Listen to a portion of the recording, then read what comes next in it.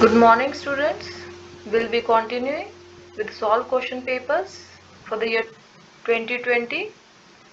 Today we will be discussing section 2. The question paper is given here on the screen. Section 1, section 2. This is another question paper that we'll be discussing after completion of this section. Section 2. Now, coming on to the long question. Describe periodontal flap, indication, contraindication, limitation and techniques in detail. Answer. Periodontal flap.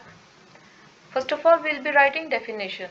It's a section of gingiva and or mucosa that is surgically elevated from underlying tissues to provide visibility and access to bone and root surfaces. Flap also allows the gingiva to be displaced to different locations. Rationale. Periodontal surgery is indicated to control the progression of periodontal destruction. It is done to control the progression of destruction. And attachment loss. When more conservative, non-surgical treatment therapy, they are not sufficient to control the disease progression. Periodontal surgery involved technique that intentionally cut into soft tissues. So we will be giving intentionally cut in the soft tissues to control disease or to change the size and the shape of the tissues. Indications of flap surgery. Irregular bony contour, if deep craters are there. Pocket on teeth in which complete removal of root irritant is not clinically possible. Grade 2 and Grade 3 furcation involvement, root resection, hemisection, intrabony pocket on distal area of last molars. Persistent inflammation in area with moderate to deep pocket. Contraindication. Uncontrolled medical condition such as uncontrolled angina, uncontrolled diabetes, uncontrolled hypertension, myocardial infarction, stroke within 6 months. Poor plaque control, high caries rate, unrealistic patient expectations and desire. Classification of flap surgery. Bone exposure after flap reflection. Full thickness if we want to expose the bone. Partial thickness. Placement of the flap after surgery. Non-displace if it is on the same position. And displaced flap, it might be laterally displaced flap or coronally advanced flap or apically advanced flap. Management of papilla. Conventional if incision is given in interdental papillae. Papilla preservation flap. Modified Widman technique. The term modified Widman flap was adopted to designate a flap procedure which has been modified by several persons and came to designate it is an open surgical curettage for reattachment procedure. And over the period of time it has been modified again and again. So that is why the name modified is retained in the terminology.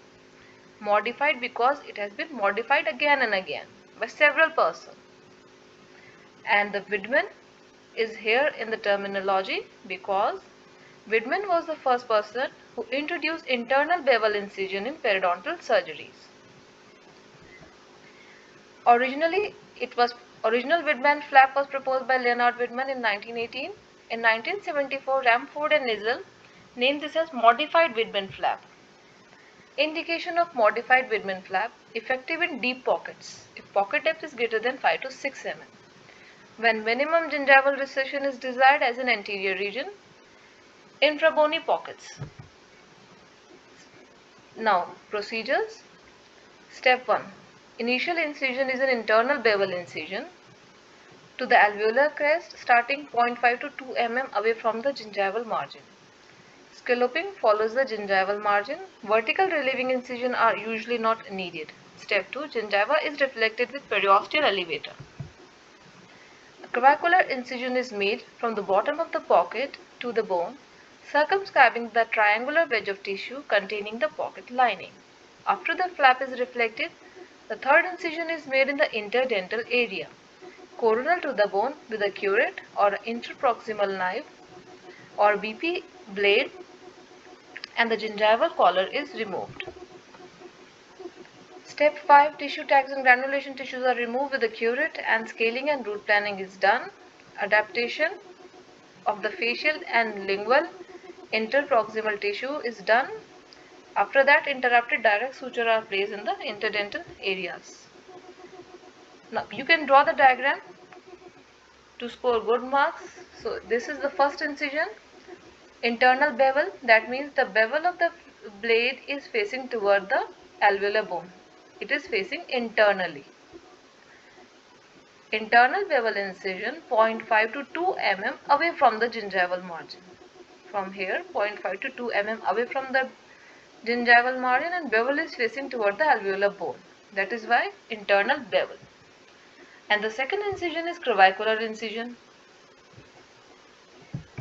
Next is interdental. And then after the interdental incision, this triangular wedge of the tissue is removed, having all the granulation tissues. And after that, thorough scaling and root planning is done. Advantage: maximum conservation of periodontal tissue, aesthetic desirability, facilitation of oral hygiene, less root exposure with less sensitivity, less mechanical trauma than closed curettage.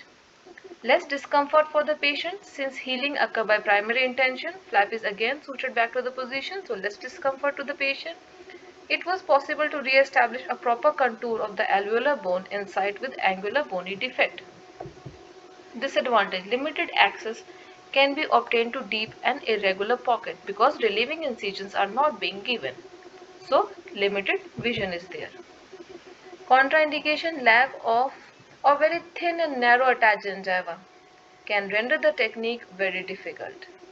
And if osseous surgical procedures are done, then this is contraindicated because in this vertical relieving incisions are not given. Thank you.